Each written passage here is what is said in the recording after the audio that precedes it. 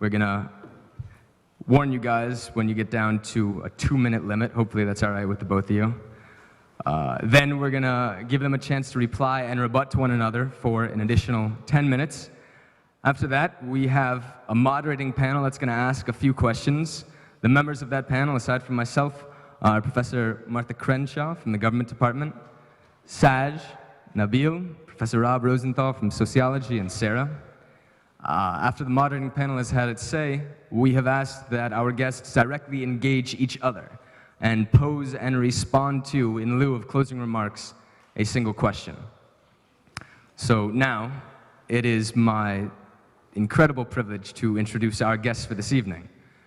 First off, we have Dr. Michael Parenti, who has been a very vocal and persistent critic of U.S. foreign policy and interventionism over the past 25 years.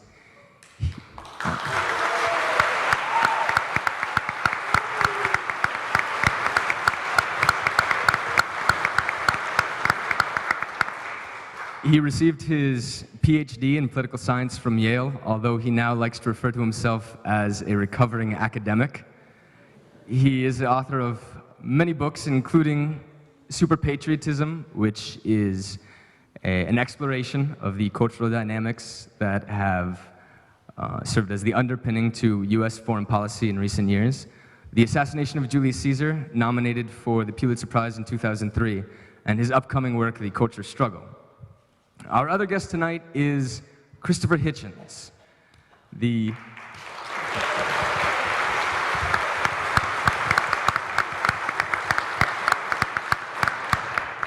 a former columnist for The Nation.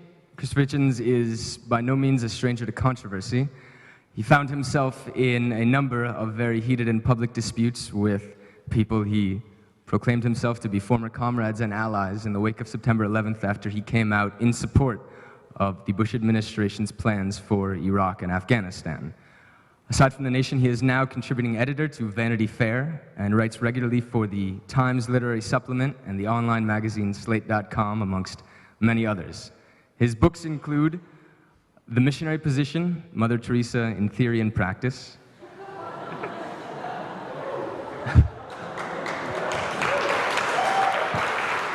always gets a laugh. The title always gets a laugh. The Trial of Henry Kissinger, and his most recent work, Love, Poverty, and War, Journeys and Essays.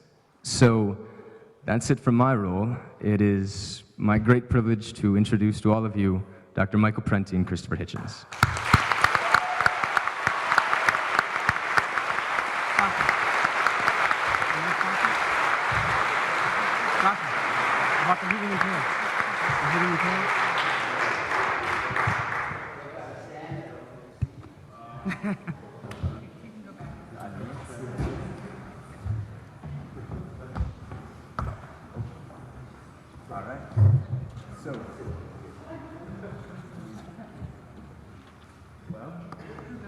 How about moderating? Anybody have a spare seat? Does anybody have a spare seat? That's all right. All right. Are you all right? Okay. Can everybody hear me? Because this thing all of a sudden is not on. No. Can everybody hear me now? All right. Now it's on. Wow. Okay. Okay. So, by agreement, opening tonight will be Christopher Hitchens. Thank you, Sasha, and thank you, ladies and gentlemen, comrades and friends, for brothers and sisters, I hope I can say, for coming. Oh, I can't say that. Okay, never mind. Have you ever known that to fail?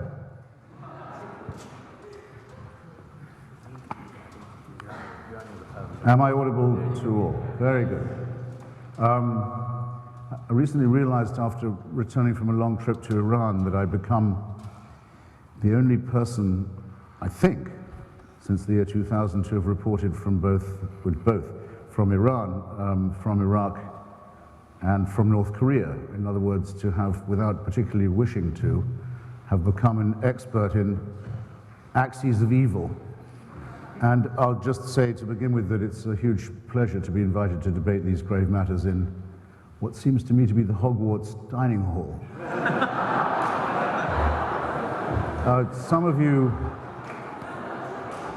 Some of you look from where I'm standing reassuringly antique. I can see some veteran visages in the hall, but I also noticed that quite a lot of you are terrifyingly young. And I wanted, this is perhaps a pity, but I hope it won't be, because I want to date my remarks from the year 1989. In fact, to be specific, from the fall of that year, which will be perhaps a legend or an early memory to some of you, but which is always worth looking up. It was in that year that a tremendous act of social and national emancipation occurred, not just in the countries of the former Soviet Empire and its dependencies, who saw their former masters and their former system of banana republic socialism melting away, but an emancipation for all of us too, all of us like myself. I was born in 1949, who've been brought up in the shadow not just of the Cold War, but of its corollary, the arms race, the permanent threat of nuclear extinction, the zero-sum and authoritarian manner in which all political arguments had to be conducted, whether it was Chile or South Africa or Vietnam or Poland or Czechoslovakia. Everything one found, one attempted to make sense or to deploy reason, was shoehorned into the conscripting categories of the Cold War, with over it all the time the possibility that a final solution would be found in the form of a thermonuclear extinction. To be freed from this and from its counterpart, the concept of the one-party dictatorial state, was an extraordinary moment of what I suppose I'd now have to call euphoria. It didn't seem so euphoric at the time, though there were beautiful moments to it. I was in Romania, for example, for the end of the Ceausescu dictatorship. It seemed realistic. We began to hear some foolishness being uttered. Professor Fukuyama's prediction of the end of history, I think now, as I thought then, was perhaps a little premature. But there were reasons to think that a synthesis might be possible, that some of what had been learned by the socialist movement in its long struggle through the 19th and 20th centuries could be used to tame the concept of the free market society and the open market society, that there would be money to spare at last. There was talk, not idealistic talk only, of a peace dividend in those days. Some of you will remember it perhaps with a pang. What we were spending on weapons of mass destruction could perhaps be deployed to nobler ends, and it might even be possible to have another look at the terms of trade that governed relations between the rich and poor worlds. It was not a bad little time in which to be alive, in other words. I haven't done the exact maths, but you can do it in your head. How long did this period last? This period of feeling that there was only one future model, and that whatever form it took, it would have to take a democratic form, a pluralist form. That the age of the totalitarian despot was gone. I would say the Berlin Wall fell on, I think, November the 9th, 89. Ceausescu was dead by Christmas Eve of the same year. If we date it, say, from New Year's 1990, I think it gives us about 6.5 months of this illusion. Because in 6.5 months, Slobodan Milosevic had invaded Bosnia, and Saddam Hussein had not just invaded Kuwait, people say invade, hadn't occupied Kuwait even. He had annexed Kuwait, made part of Iraq, what had up till then been a member state of the United Nations, a member in good standing of the Arab League, and an independent country, and had said that it no longer existed, an unprecedented form of promiscuous aggression. And we found, no, we haven't got rid of the one-party leader, the man who believes that he is God. We haven't got rid, even the Balkans, of this, and we haven't got rid of it in the Middle East, and it's still restless and sleepless, and it means us harm. And within a year or so of that, a similarly ideological party had seized control in Rwanda and decided to embark on a final solution of its own. And the one had previously thought unsurpassable cult of the personality and of the one God, one leader, one party state had metamorphosed in Korea, North Korea, from father to son. And all along, and unnoticed by many people, another ideology, a totalitarian ideology, based on race and nation and religion and absolutism, was gathering strength unofficially in many other countries. I mean to say by this, the ideology of jihad, the ideology of holy war, where the one ideology is replaced by the one religion, where the one infallible leader is replaced by the one God, and where only one book is required, and where all of human culture that doesn't conform to this book is to be treated as something to be dynamited or destroyed or profaned. These people wish us ill. Now, what was the response of Western democracies to this? In Rwanda, it was for Madeleine Albright. I'll take them in no particular order. Madeleine Albright, on Mr. Clinton's instructions, vetoed the resolution from the Czech Republic that asked for a mere doubling of the tiny United Nations force in Kigali that might, if it had been beefed up, have at least warned the Rwandan government that its plans were known. It was decided at the United Nations by Kofi Annan in person, the man who received the faxes and warnings from Kigali to let Rwanda go. It wasn't worth fighting for.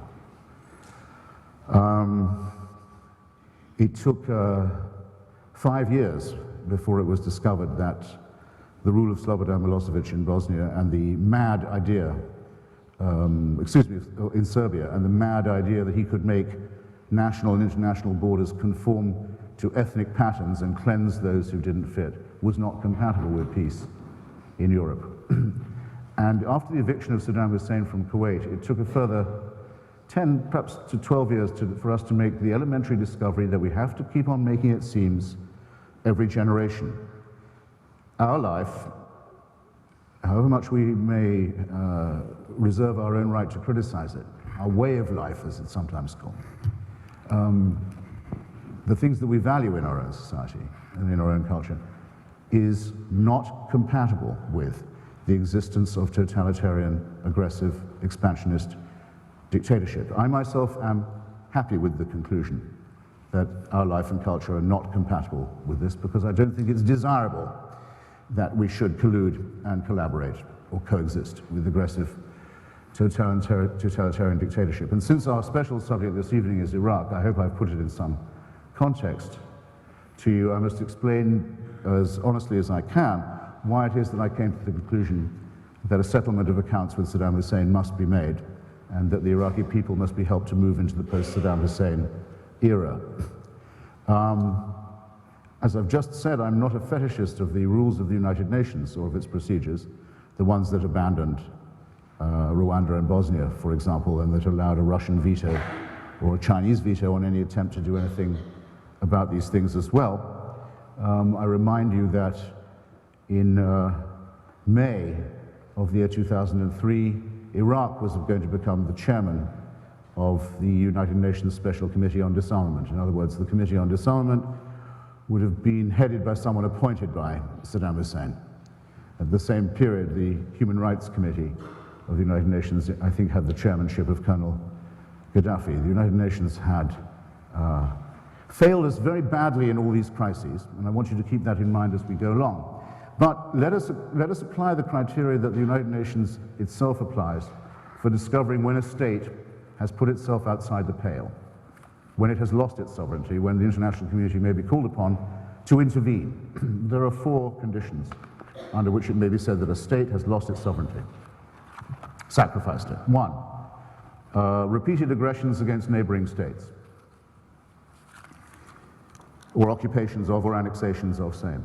2nd, violations of the Genocide Convention. The Genocide Convention, for those who sign it, we are among the signatories, mandates action without further recourse to any further resolution in the case of genocide, either to prevent or to punish it. That's mandatory.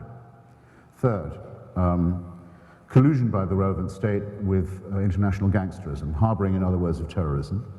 9th. And 4th, violations of the Non-Proliferation Treaty or other, shall we say, promiscuous behavior in respect to weapons of mass destruction. Iraq meets all 4 of those conditions in a serial manner. It had invaded Iran, it had tried to destroy and abolish, obliterate the state of Kuwait, it still retained the ambition to repeat both aggressions. It had violated the Genocide Convention by very well and exhaustively documented state campaign of murder known as the Anfal campaign, of which we have now all the incriminating documents in our possession, to try and not just disperse but to destroy the Kurdish population of northern Iraq, using for the purpose, as it had with the intervention in Iran, weapons of mass destruction, principally of chemical description and type. It had sheltered Mr. Yassin, the man most wanted for the blowing up of the World Trade Center in New York in 1993. It had sheltered Mr. Abu Nidal, who, before the advent of Mr. Osama bin Laden, was the most wanted international gangster in the world, specializing in the assassination of democratic members of the Palestine Liberation Organization. It had, in the name of its own president, Saddam Hussein, openly paid a bounty for every suicide bomber operating in the Israeli-Palestine dispute, and its agents and envoys had been repeatedly meeting with agents and envoys of Al-Qaeda in various locations in what I would describe as a kind of Hitler-Stalin pact between two discrepant forms of jihadist regime. It had adopted itself the ideology of jihad, dropping its old Ba'athist fascism, and finally it refused stubbornly and repeatedly to come into compliance with any United Nations resolution governing weapons of mass destruction. It never came into compliance until the last day of its existence. It created a special Department of State for the concealment of weapons of mass destruction, and had never given an account of the weapons that it had declared to the UN inspectors some years before. The option of further coexistence with such a regime simply did not exist. And all of this would have been the case long before we became aware, in the abrupt way in which we became made aware of it, of the really genuine threat of an Islamic fascism that, among other things, the beggaring and destruction of Afghanistan, the reduction of Afghanistan to a serf state with women as chattel and Shia Muslims as targets in a free fire zone, bankruptcy, misery, starvation, slavery. Not only had such achievements as that to its credit, but had managed in a small way to build a secret army within the borders of the United States. I mention that crux point because I can't not mention it, but I want to draw your attention to two things. Before the year 2001, it had been decided by a vote in the Senate, the Iraq Liberation Act in the year 1998, on the initiative of the Clinton-Gore administration, that the policy of the United States government should be the removal of the government of Saddam Hussein. That was a vote in which there was no contrary vote in the Senate, a unanimous vote to adopt the Iraq Liberation Act as American policy. The two best speeches given, in fact, about the certainty of an ultimate confrontation with Saddam Hussein on the matter of weapons and terrorism, if nothing else, were both made by President Clinton at that period. And a very significant speech made by Prime Minister Tony Blair in Chicago in 1999, after the departure of Slobodan Milosevic to The Hague, where he quite properly stands trial for war crimes and crimes against humanity, saying that this did not mean the struggle was over, because down the road there was undoubtedly going to be a meeting with Saddam Hussein and his party and the crime family with which he ran Iraq as the psychopathic state that it was, the private property of a sadistic minority. You have 2 minutes. Very well. I don't think I'm going to need two.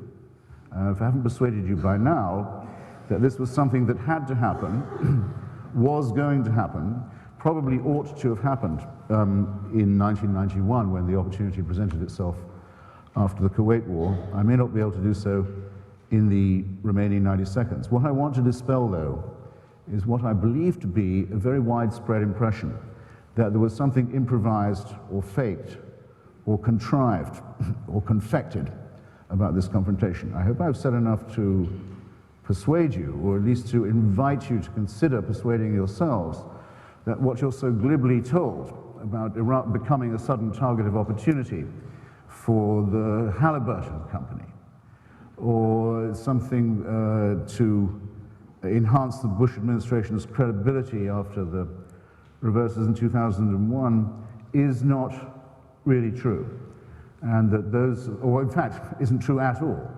And that those of us who some years ago decided to range ourselves on the side of the heroic forces of opposition among Iraqi Arabs and Kurds, those who dared to think that it would be possible to take down and remove the disgusting, unlawful regime of Saddam Hussein, can be proud of what we've done, as I am.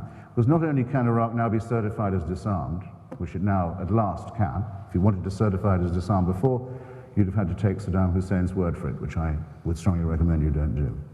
Not only are those who perpetrated the genocide at long last being ranged in the dock and brought to justice and made to face their victims, not only are the neighboring countries to Iraq able to breathe more freely because they know that a sleepless aggressor and conspirer across their borders is no longer there, but better than all that, and better than all the conformity with international resolutions that I mentioned before, I've had the opportunity to see something that I hope you one day get the chance to see too, which is what a people looks like when it's been liberated.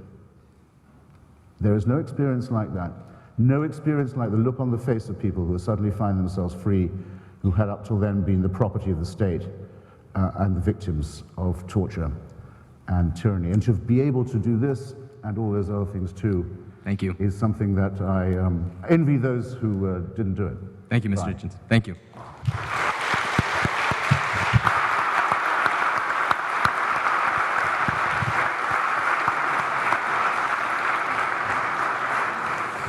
Dr. Parenti, please.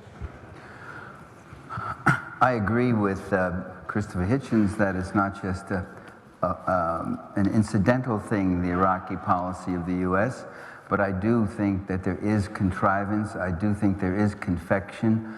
I do think that it's a policy that has been based on lies, as so much of U.S. policy has been predicated on lies.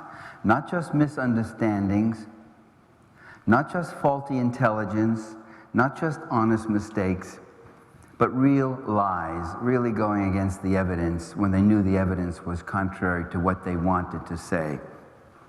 And those who find it necessary to lie to us are not worthy of our support, because they are advancing their own interests and not ours. And I think Iraq is a recent case. George Bush, October 2002. Quote, Iraq is reconstituting its nuclear weapons program. That was a lie. He had ample evidence from UN inspectors and everyone else that that just wasn't true. Bush, January 03. Saddam Hussein recently sought significant quantities of uranium from Africa. That was a lie, and he knew it was a lie when he said it. There was no such uranium being sought by Saddam Hussein from Africa. Bush again. Iraq has trained al-Qaeda in poisonous and deadly gases that could allow the Iraq regime to attack America. Another lie. If anything, the CIA gave a contrary report that Iraq had any kind of substantial connections to al-Qaeda. We mustn't forget that genius of strategic planning, that giant among policymakers, Donald Rumsfeld. And he says, we know where Iraq's weapons of mass destruction are. They're in an area around Tikrit and Baghdad and east, west, south, and north somewhat. Again, no such weapons were found, not in the east, west, south, or north, and not even in the somewhat. Colin Powell, in his shameful Dog and Pony Act before the UN Security Council, February 03. Iraq has a stockpile of between 100 and 500 tons of chemical weapon agents. Not one drop of that massive stockpile was ever found. And what evidence did Powell offer? He put up slides, pictures of trucks parked in front of buildings. And he said, we think these trucks have it. It's in these trucks. And we all sit there and go, ooh, there's something in those trucks. And then the next slide came up and said, notice 6 hours later, the same building, the trucks are gone. Ooh, the trucks are gone. The trucks had wheels. Ooh, they went somewhere. Oh. The White House claimed that the U.S. is bringing democracy to Iraq, like the claim it's bringing democracy everywhere else. It's a supremacist view upon which U.S. policy is predicated, patronizing of other people, that we must teach these less adept people the blessings of American democracy, that we'll bring them, we'll uplift them from their, in the case of Iraq, from their 5,000 years of civilization, and we will show them how to do things. Well, ladies and gentlemen, in fact, Iraqis brought democracy to themselves in 1958. They had a revolution, a broad-based democratic revolution. They threw out the U.S. and British oil companies. They began a program of social reform, of not-for-profit public ownership. And it was Saddam Hussein, funded and backed by the CIA, who destroyed that revolution, torturing and murdering every progressive, Democrat, communist, constitutionalist, socialist, every reformer, killed them, tortured them, or drove them into exile or drove them underground, with the CIA giving him names and lists. He even destroyed the left wing of his own Ba'athist party. And during those years when he was doing that, that's what I hate about these things. You can't regulate your distance from the amplifier if you really want to get going. You can step back and shout, but this comes with you. During those years when he was doing most of his torturing and most of his murder, he was Washington's poster boy. And at this point we hear, well, isn't it good that we finally moved against him? Yeah, but there's something hypocritical about supporting a tyrant for over 20 years and even sigging him on Iran. Hitch mentioned the Iraq-Iran aggression. I mean, that was supported by the U.S. Then suddenly declaring him to be a mortal threat to the U.S. and to the world, never mentioning all the past support you gave to this murderer. Now suddenly he's a tyrant and a danger to us when he gets out of line on oil prices and oil quotas, as in 1990, when he starts committing economic nationalism and keeps the whole economy, including the oil industry, nationalized, when he refuses to be a compliant comprador leader who would turn his country into a client state for U.S. global investors, when he proved that he wasn't going to let Iraq be a cow that would be milked by U.S. global investment interests. When he refused to do that, when he started training cadres of Iraqi engineers, when he started developing Iraq in a self-defining his own way, that's when he became a tyrant. And let's look at the White House claim about bringing democracy, or what the media calls U.S.-sponsored elections. The White House never wanted those elections. Brent Scowcroft, who served Bush Sr., let the cat out of the bag in May 2003. Scowcroft said, no, we don't want elections. What if they elect someone we don't like and can't work with? You know, it's wonderful when they speak with such honesty. Every so often a bit of candor comes out. It was the Shia majority. It was Sistani. It was these massive demonstrations they had last year, early last year, that kept demanding these elections. And it was the pressure on Bush and Rumsfeld, even from people within his own party, pressure with asking questions like, what's your exit strategy? What the hell exactly are we doing there? What are you going to come up with something? And that's what they came up with. They reluctantly settled on elections to show that they could come up with something. But to now claim that this was our noble mission all along is, again, profoundly misleading.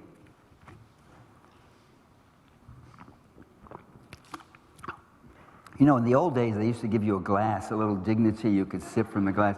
Now you got to stand here and swig from the bottle right in front of everyone. Hey, so how am I doing, eh? Salud.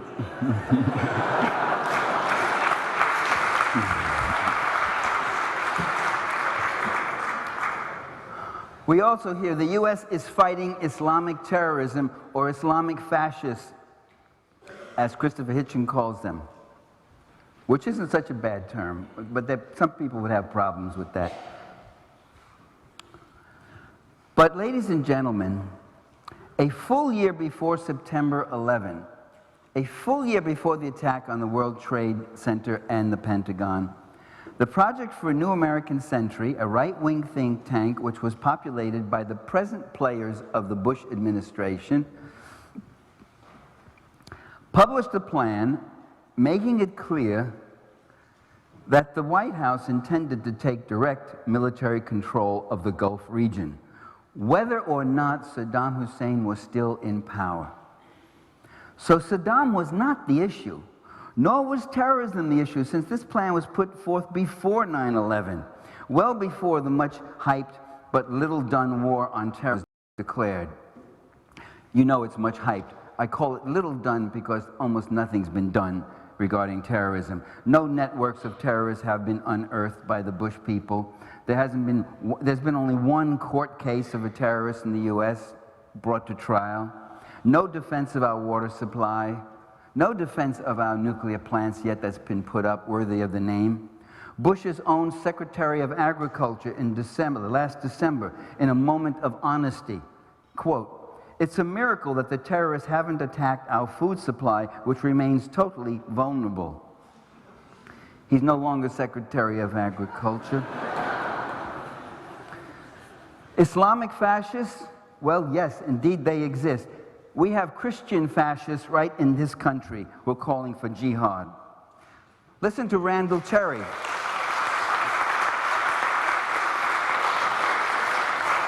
Listen to Randall Cherry of Operation Rescue.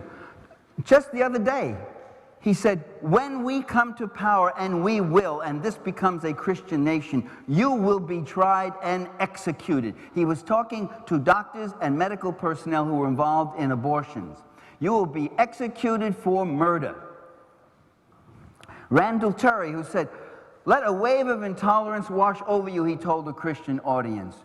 We do not want pluralism. We do not want equal time. We want a Christian theocratic nation. I mean, he said it.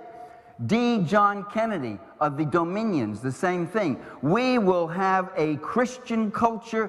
The media will be Christian. Our schools, our education, our history books, everything will be Christian. There will be one way. Our medical practices, our science will all be Christian-based. They have a totalitarian theocracy there. Well, should we then go and bomb Kansas and Mississippi and Arkansas to root them out? That's going to be my question to you, Hitch, afterwards. You know, and they're not just bluffing, man. They already have a very healthy control of the majority party, a good chunk of the majority party right now. They have the majority leader of the Senate serving up to them, and the President of the United States doing prayer and Bible sessions with them. Now, as far as Islamic fascists, indeed, there are some nasty, vicious, murderous people in the ranks of this Islamic Mujahideen movement.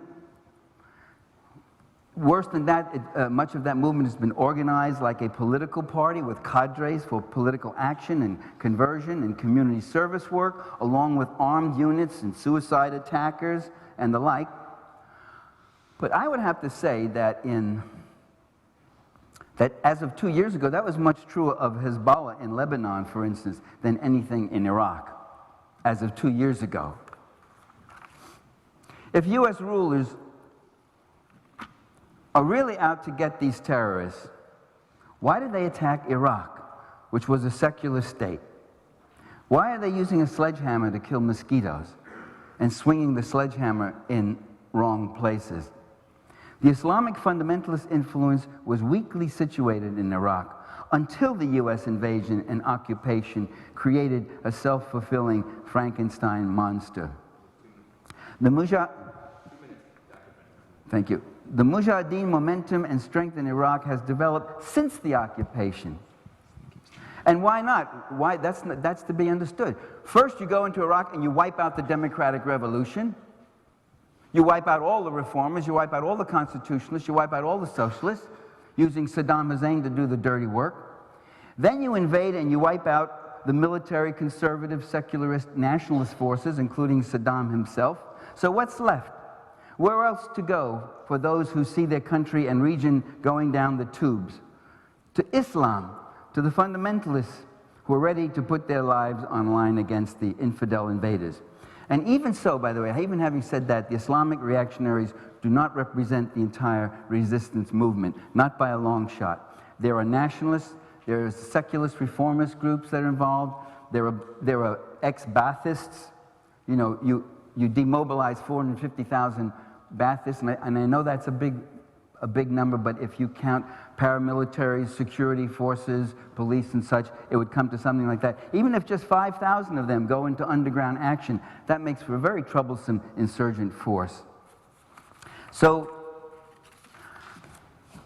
I want to launch into another whole thing, but I have now, what, 10 seconds? 30 seconds. So, U.S. policy is, then the question does come up, what is U.S. policy based on? I am one of those who do not believe that U.S. policy is stupid or foolish or misplaced or confused. The fact that they're trying to confuse you doesn't mean that they themselves are confused. They know what they're doing, and they do have an agenda and certain ends that are very real and very obvious, and I'll speak to them when I can grab my other 10 minutes in a while. Okay.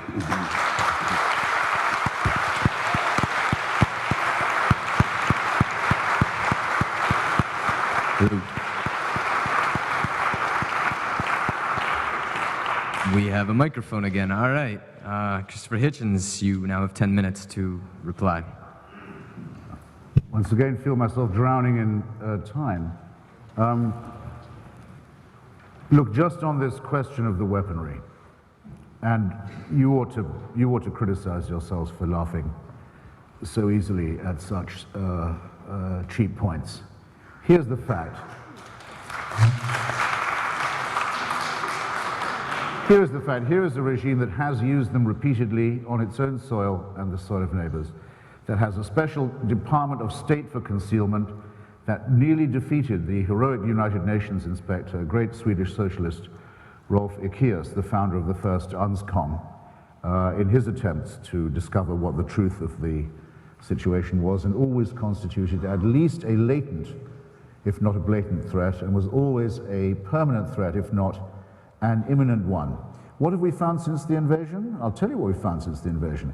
Dr. Mahdi Obeidi, Saddam's chief nuclear scientist, whose book, The Bomb in My Garden, I thoroughly recommend to you, among other things for its portrayal of the life of a scientist under the Ba'ath Party regime, buried in his garden, and we know he's not making this up because he's produced it, along with several yards of instruction manual, the elements of, in fact, the whole constituent of a nuclear centrifuge, the most important element in the creation of a nuclear weapon. He buried it under the orders of Qusay Hussein, one of Saddam's two charming possible successors, if we'd let it run, who was in charge of the concealment program. We have that centrifuge now.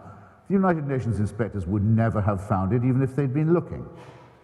We also find the CD account, the whole minutes of a meeting is as late as March 2003, ladies and gentlemen, brothers and sisters, in Damascus, between Saddam Hussein's envoys and those of Kim Jong-il, to buy from North Korea off the shelf the long-range missiles that Iraq was prohibited from making by the sanctions.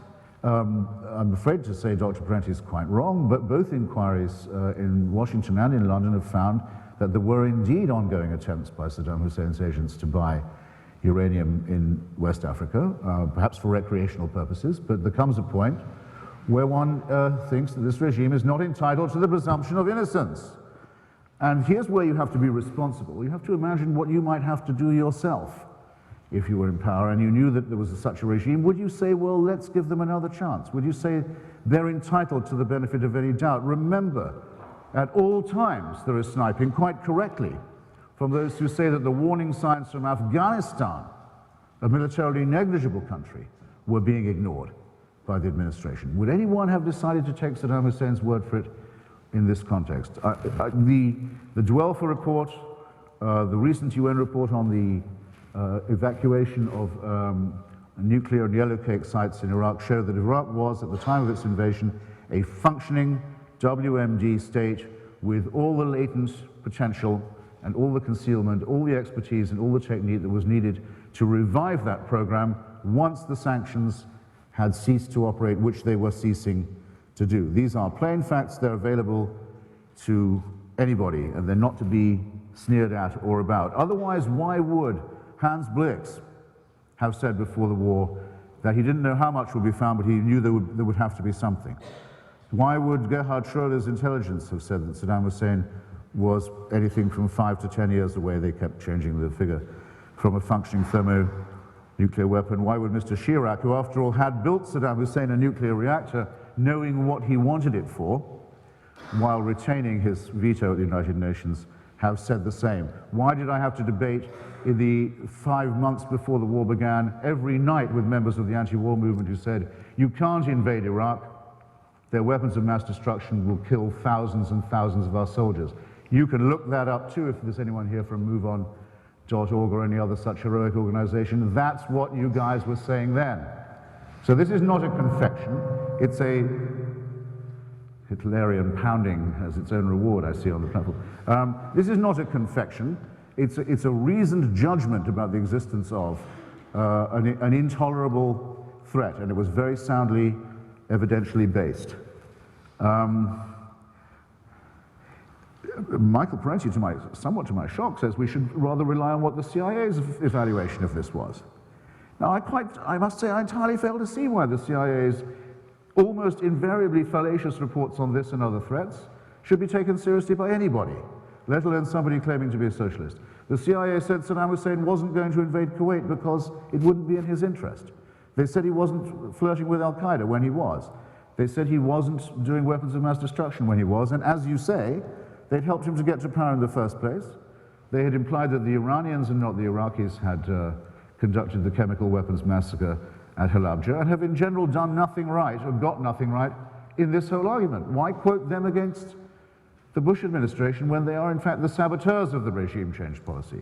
Worse than that, you quote Brent Scowcroft, a man who, with his former boss, President Bush Sr., with Lawrence Eagleberger, with Pat Buchanan, with most of the members of Kissinger Associates, in fact, has always been completely opposed to the regime change policy. I'm not surprised Scowcroft doesn't want an election. I'm not surprised Bremer wasn't that keen on one, but we did have an election, and I'm not going to, I hope, have to underline to anybody in this room how important it was to see what the Iraqi people are capable of, where they're emancipated from the rule of a psychopathic totalitarian. These are points that are made not even ironically, it seems to me, by Dr. Parenti.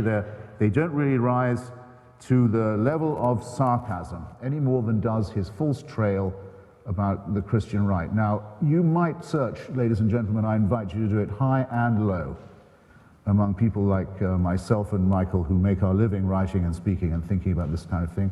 You're not going to find anyone, I don't think, who's made the record as often as I have in opposition to Christian fundamentalism in this country and everywhere else, and in fact to all forms of religious nonsense and their application to the pretense that they apply to human and civil society. I've set my life on this point, the struggle for a secular state and the struggle actually for an atheist worldview. It's not the same thing.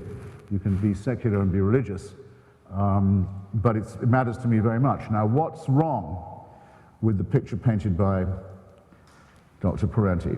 Jerry Falwell and Pat Robertson, two guys whose political weight, I think, has for 25 years now been grossly overestimated, who never quite do produce the voters and the punch that they claim to have. But let's remember, these are the two men who said that the World Trade Center was the deserved punishment that America had earned for itself, for its so many iniquities. It was they who parroted the line of Professor Chomsky that the United States had this coming. These men prefer any theocracy to any kind of democracy. Of course they are our common enemy, but if I want to go and make war, and don't kid about it, I'm perfectly willing to use force with these guys if they even threaten it with us. More than willing. Would rather welcome the chance, actually, to do it.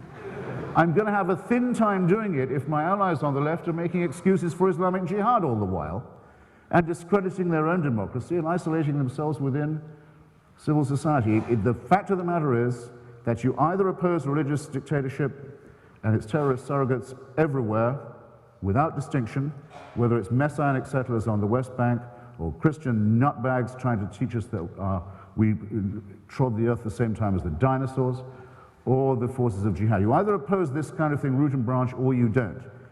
And I'm sorry to say that the anti-war left has failed the test. It has made excuses for our totalitarian and theocratic enemies. It has said that Mr. bin Laden is the ventriloquist of long-forgotten Muslim grievances. Yes, he is.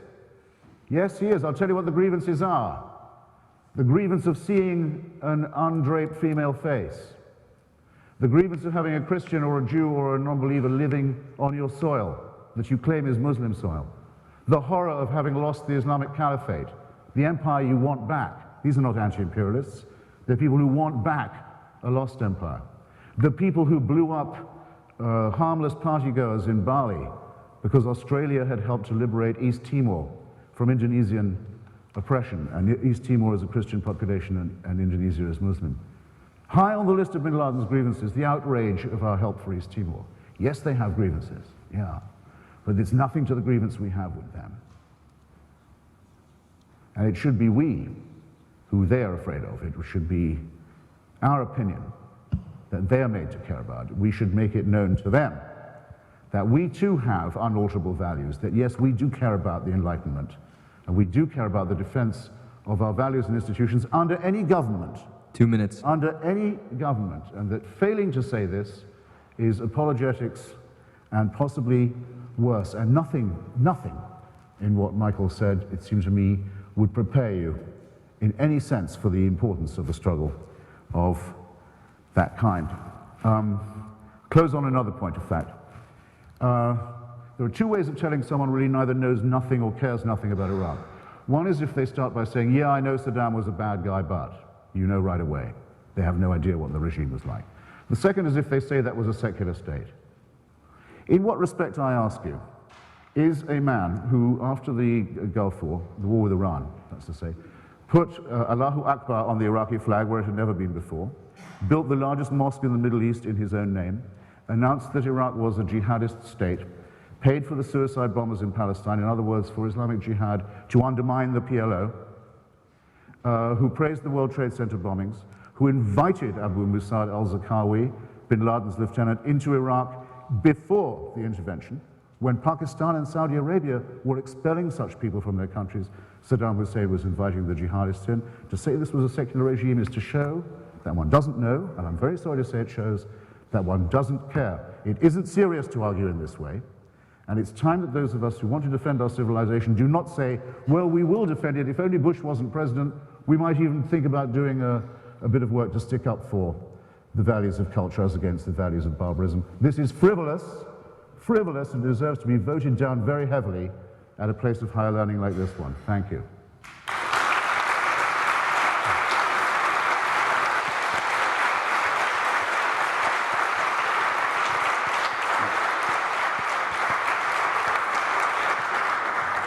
I wish I had an hour to respond to every one of the points that Mr. Hitchens brings up, but let me respond to one of them. That little phrase put in there about Saddam isn't a secular state. Look at all these things he's done.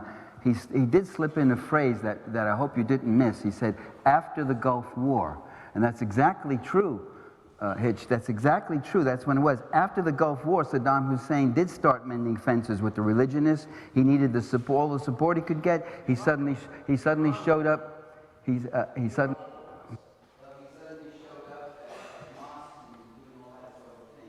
I want to get to the real reasons why the U.S. ruling class pursues the invasion and occupation of Iraq, because they're roughly the same considerations that dictate U.S. interventions in many other places. First and foremost, the goal of U.S. policy is to establish a lock on the material resources and markets of the world over the regimes that might dare to chart an independent course, those that might try to move outside the neoliberal free market global system.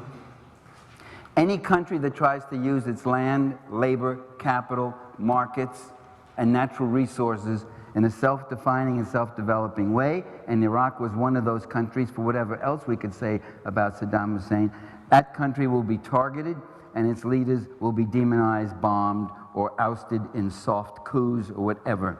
The goal is the privatization and deregulation of everything, of the entire world economy, and the elimination of public sector services, the elevating of the property interest and right above every other right. Well, you really think U.S. rulers go in and all these places because they want to abolish public services in these countries, and they want to cut back their public sector and do these things? Well, they're doing that here in this country. Of course they're doing it there. Iraq had an economy that was completely publicly owned.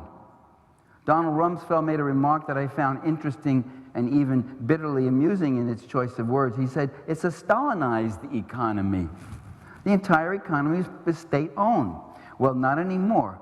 The coalition authority set up a special commission whose job it is to privatize everything. Billions of dollars in public capital are being privatized. Hotels, utilities, airlines, air routes, factories, the few that are standing. Billions more are being expropriated from another source. I'm looking at that source right now, from you, from U.S. taxpayers, in contracts to Bechtel, Halliburton, and 70 other companies. That might not be the motive reason for U.S. foreign policy, but it's a factor. Could we not mention it instead of dismissing it? That $80 billion has gone to these companies, that the word on the street is Iraq is the hottest place for investments, biggest profits we can get. We could at least mention that, can't we? The empire feeds off the republic.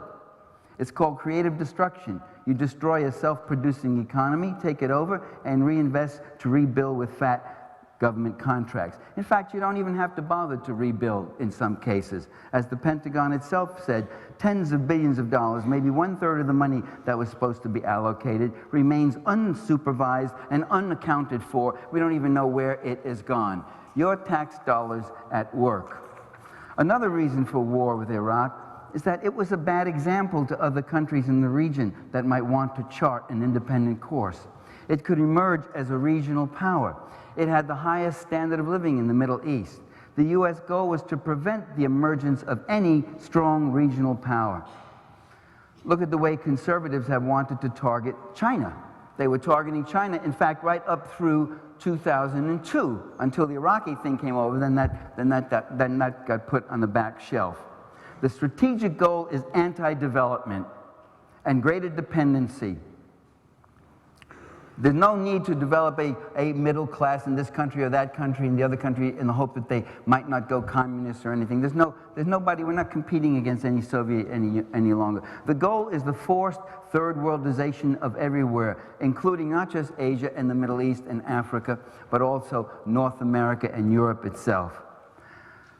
Another reason, I think, is the straight old colonial goal, colonial grab of resources. Iraq has high-quality crude, 131 billion barrels of some of the top crude. And at today's prices, that's worth between $4 and $5 trillion. This represents the biggest oil grab in human history. So all these somewhat different but interrelated motives are at work. And the presence of one does not dilute or cancel out the other. Well, how do you know that these U.S. rulers have this hidden agenda? Why should we think there's some kind of secret conspiracy theory? Immediately bring up the word conspiracy. Whenever you talk about rulers as working with intent and motive, people say you're ascribing conspiracy. You can say farmers are organizing and pursuing their interests. School teachers are doing it. But the minute you suggest that the people who own the world are doing it, you say, oh, do you have a conspiracy theory? I mean, you think there's a group of men, people sitting around in a room planning this? You know, that image is supposed to be so utterly devastating. I say, oh no, they're not sitting around in a room. They meet on carousels, you know, or or they on park benches, or they go skydiving together and hold hands, and they talk about the Uruguay protocols and opening up new military bases in Central Asia and all that. No, of course they meet in rooms. Where the hell else do you think they meet? So let me tell you about this secret conspiracy theory. First of all, it's no theory. It's actually happening. They are invading. They are building all these military bases all over the globe. They are privatizing every place. They are handing out fat contracts. One, it's not a theory, this secret conspiracy theory. Two, it's not a secret. How do I know about it? They themselves say it. They got it on the goddamn internet. Go look up Project for a New American Century and read their Rebuilding American Defenses. They say it. They say all of this, that the U.S. has an unprecedented opportunity now to take hold of all the world's resources and determine policy everywhere. 2 minutes, Dr. Parenti. Well, who is the Project for a New American Century? I'll tell you some of its members. Donald Rumsfeld, John Bolton, Paul Wolfowitz, Elliot Cohen, and Dick Cheney.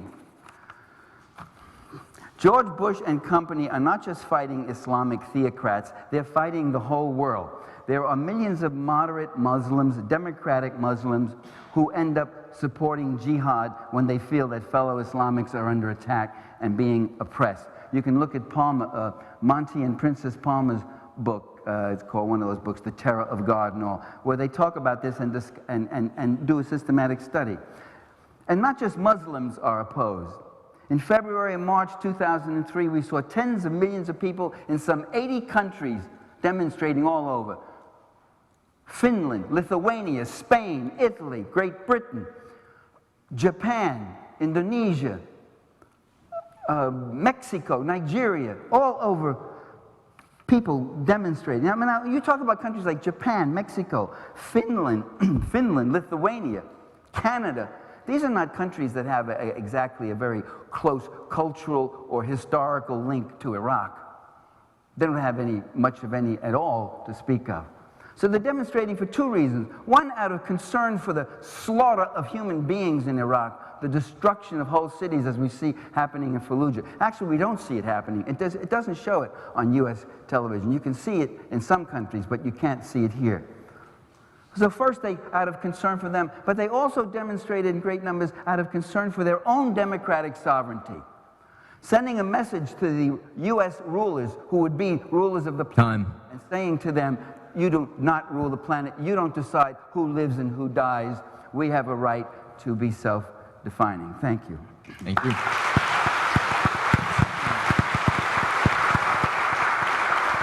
Got any more water? What?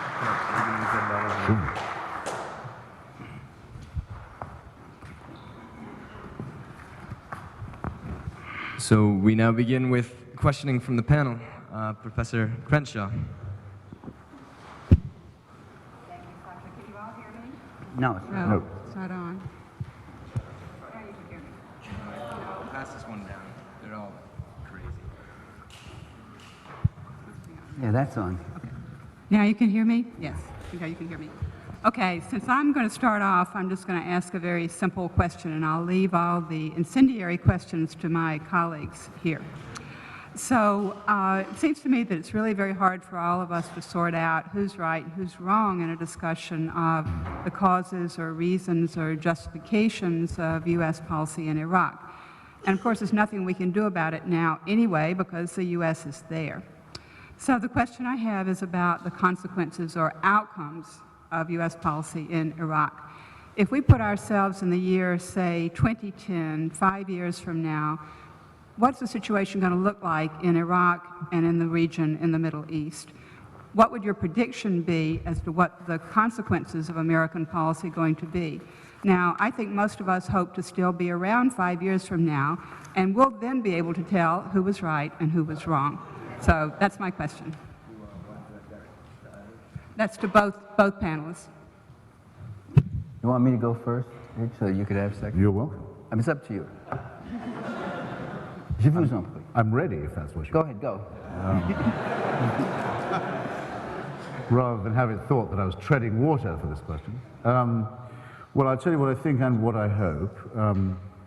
2010, you said. Well, by then, the alliance between Baathism and Al-Qaeda, the alliance no one believed in before, that's now staring us in the face every day, and is still denied, unbelievably.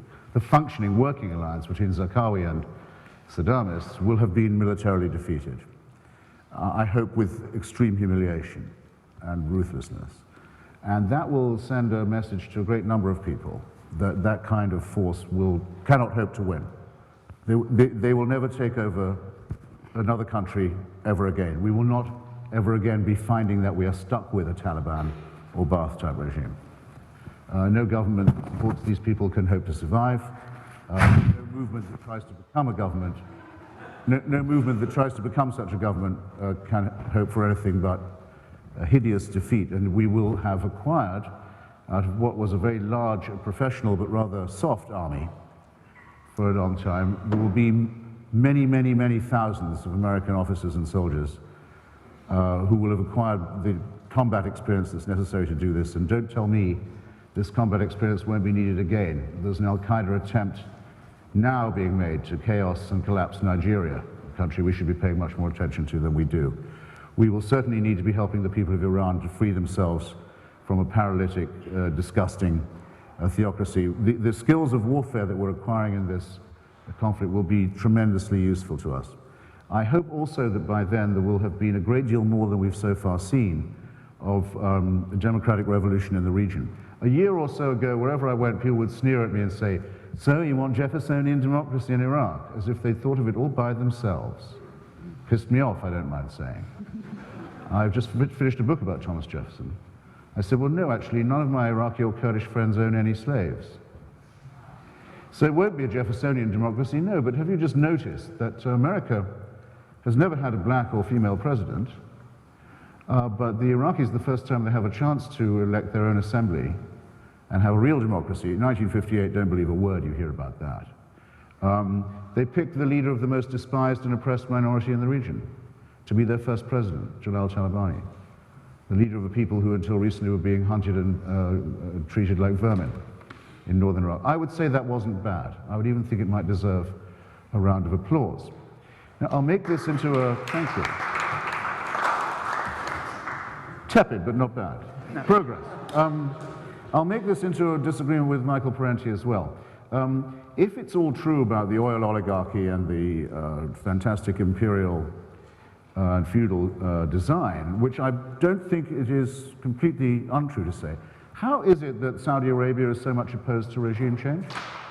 Why should it be that the most depraved, the most medieval, the most corrupt, and the most swollen oligarchy in the region absolutely hates the removal of the Taliban, which was its client regime in Afghanistan, absolutely hates the removal of Saddam Hussein, who was its buffer regime in Mesopotamia? Why is it that some of the most sinuous members of this ruling class of ours, George Bush Sr., a pretty experienced guy in the oil business, and his acolytes, like Brent Scowcroft, have always been opposed to regime change in Iraq?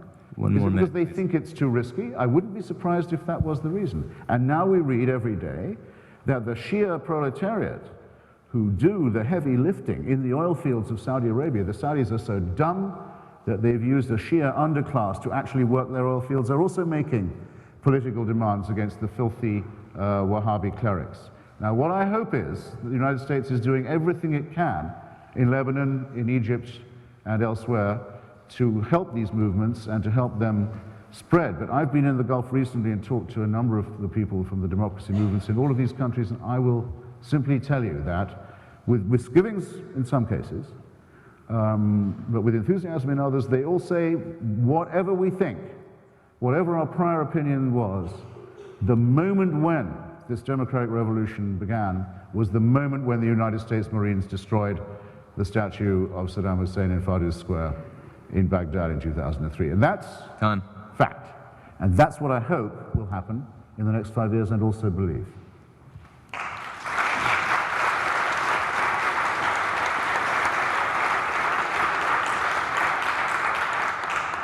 I mean, for the record, I think we all are against the Wahhabi and these kinds of extremists and the terrible distortions that they commit and the terrible crimes they commit against women especially. I just got a book. Can I plug it? Is that all right, Christopher? Sure. Okay, thanks.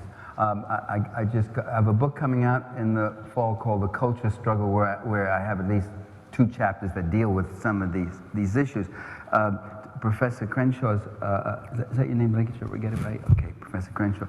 You know, what it's going to be, let's just talk a minute about where we are right now. In Iraq, because of the invasion and occupation, unemployment is 70%. Villages and towns in many parts of cities are still without electricity, except for a few hours in some cases. Water and sewage disposal, typhoid, typhus are a problem. Malnutrition, more than it's ever been.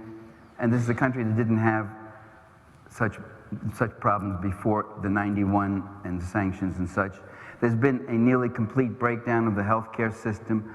There's been large-scale environmental destruction with depleted uranium contamination, especially the Iraqi agricultural base, which had been one of the most fertile and prosperous in the Middle East. You see, some countries in the Middle East have oil but no water. Some have water and no oil. Iraq had both of them, and its agricultural base has been pretty much destroyed. And there's been this, as I said, the privatization and deregulation of the entire economy.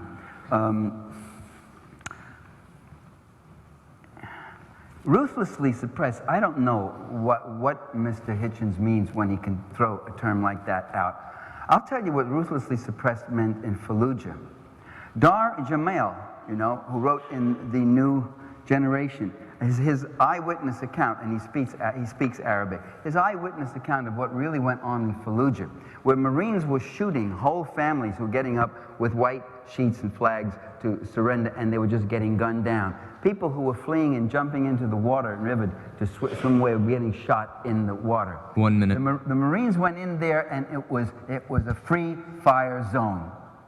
I don't care how ethical, how principled your secular humanistic standards may be, I don't think that can justify what happened in Fallujah. That's a major city, a decent city, not a bad place to live, and the people were exterminated. You know, the Marines got kicked out of Fallujah. They got beat.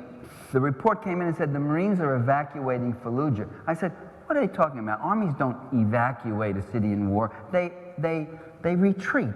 And they retreated. And then they went in for the final solution. It was Vietnam all over again, a free fire zone, and they just hit everything that was standing there. They came back in with a vengeance, and they killed tens of thousands of people have been killed in Iraq. Tens of thousands of dead and wounded. And 5 years or 10 years from now, I think you're going to find that Iraq will not have recovered, because what has been destroyed in that country is not just its sewage system, but its future.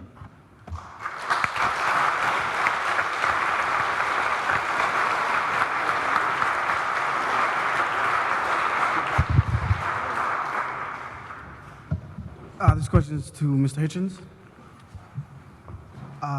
You said that post invading Iraq, we found WMDs. Do you think there was a substantial amount that we found to pose a threat? And if so, why hasn't the administration made this public? Was the question audible to all? No, I thought not. Do you want to give it some Wellington boot this time, or shall I repeat the question for you? I'll if you'll trust me. The gentleman asks, in reference to what I said about the discovery of weapons of mass destruction in Iraq after the invasion, whether these were enough to constitute a threat, and whether or not they were. I think he implied, in any case, why doesn't the administration mention them? In other words, why are you hearing about this from me if it's true, is the subtext of the question. But I hope that's a fair précis of we all. Yeah, well, it is a good question, and I do know the answer to it. The administration is, despite the relative success of its presentation as a united front on message, line of the day administration, the most riven with internal hatreds and rivalries of any administration, I would say, since the Second World War. There is open hatred and contempt between the State Department and the CIA and the State Department, State and CIA against DoD defense. I've never heard in private anything like the sorts of things that they say. They refer to each other as traitors, not as wrong-headed. There's real blood about this, and the main quarrel has been over regime change in Iraq and the determination of the CIA to sabotage it. The short answer to your question is this. If the administration said that Dr. Mehdi Obeidi's book should be read by everybody and they should pay attention to the fact that Uday and Qusay Hussein were able to bury nuclear centrifuges, the next day the CIA would say this had been exaggerated. And the resulting leak would make it worse for the administration than if they'd said nothing at all. So that's why, ladies and gentlemen, comrades and friends, brothers and sisters, your republic is so messed up that the case has to be made by me. I have to volunteer to do what the Bush administration can't do for itself. How do you like that? I don't like it that much, but I'm willing to do it. Because I have an obligation to the truth, and it simply is not true to say that there was no WMD problem in Iraq. Flat out not true, and I can give any of you any time documentary and evidentiary proof of that. If I have another moment to spare, I can't believe my ears when I hear it said, Fallujah, great place to live if you could get. Fallujah was the headquarters of the Iraqi Taliban. It was the city that the Taliban al-Qaeda forces had taken over and were running as a nightmare place for anybody to live, and as the headquarters of the extension of al-Qaeda Ba'athist terror for the rest of the country. The crushing of the hold of those people on Fallujah was the necessary condition for those elections to be held. And if it was bloody, and if it was as bloody as Dr. Parenti says, you know, there were cameramen there at all times, and we even saw at one point a Marine soldier make a bad call and shoot someone he wasn't sure had surrendered enough yet. I don't know that we could have been absolutely spared the chance of seeing this mass murder under white flags that we hear about. I'd be very, very surprised to hear it. But if it's true, it's because they didn't do Fallujah 6 months before, which is when the US Marines wanted to do it. It's going to be because time. it was let to run, because it was allowed to get out of control. Now, you can have it one way, you can have it the other, but the alternative to the current status quo in Iraq is not a peaceful Iraqi democracy. It is the takeover of Iraq by Taliban and al-Qaeda forces, which would mean not just the death of Iraq as a society and a country, but the deaths of countless Iraqis starting right then. And make no mistake about this. My friend, you can read about her this morning. It's a terrible story in the New York Times. It's going to be time. Well, just if I may, it's a moment of RIP. Marla Ruzicka.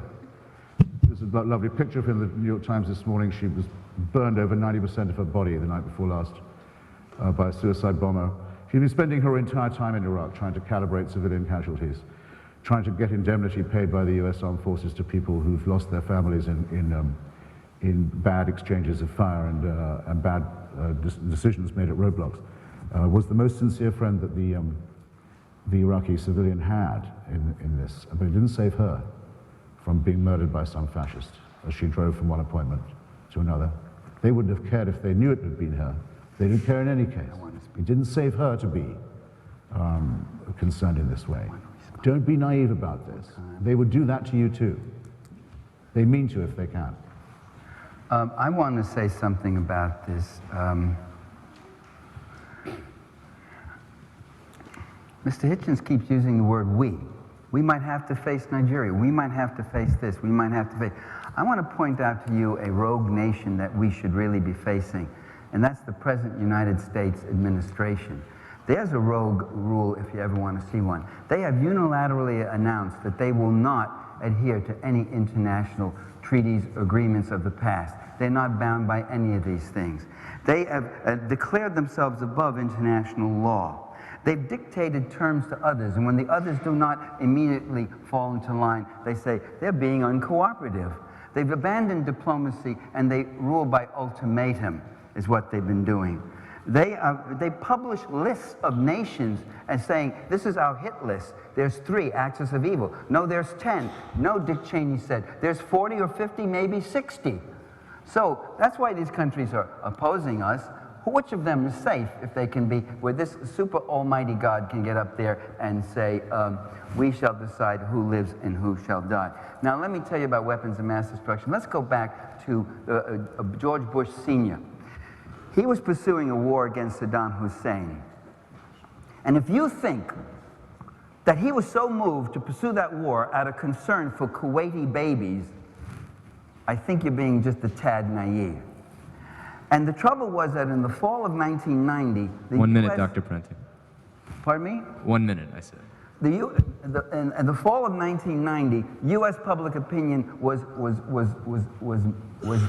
dipping around 30, 35, 40% to support military action. 80, 90, despite the monopoly barrage that came and propaganda that came from the media, 80 to 90% of the American people were saying we would prefer a diplomatic solution rather than sending U.S. military forces. Then in November 1990, a poll was published and it said, if it turns out that Saddam Hussein has nuclear weapons, the term weapons of mass destruction had not yet come in vogue. If he has nuclear weapons, would you support action against him? And then the percentage went up to 75%. After that, it was right after that, I swear I was watching and monitoring it very closely, that's all we suddenly heard, that Saddam Hussein had nuclear weapons, that he could use them, that he was worse than Hitler, that he could blow us up, playing on our fear, again and again on our fear, so that these leaders can do what they want. And as far as Fallujah and all that, I say we have not seen what's going on there. I had a friend of mine, yeah, you gave him 4 minutes, you're going to give me 4 also.